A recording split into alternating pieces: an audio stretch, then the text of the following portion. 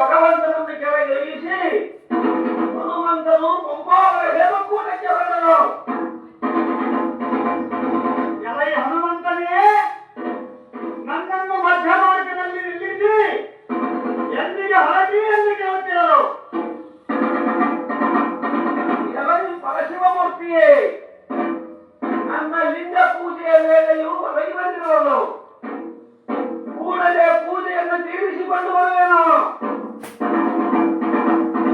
ಎಲೈ ವಾಯುಪುತ್ರ, ಲಿಂಗ ಸ್ವರೂಪಿಯೇ ನಾನಾಗಿರುವಾಗ ಮತ್ತೇನಕ್ಕೆ ಬೇಕು ನಿನಗೆ ಲಿಂಗ ಪೂಜೆಯು? ಏನು ಹೇಳಿದಿರಿ? ನೀವು ಲಿಂಗಮಯನು ಇದ್ದರೂ ಇರಬಹುದು, ಆದರೆ ನನ್ನ ಗುರುವಾದ ಶ್ರೀ ವೀರಭದ್ರದೇವರ ಅಪ್ಪಣೆಯ ಪ್ರಕಾರ ನಾನು ಲಿಂಗ ಪೂಜೆಗೆ ಹೊರಟರೆ ನೀವು ಹೀಗೆ ನುಡಿಯಬಹುದು.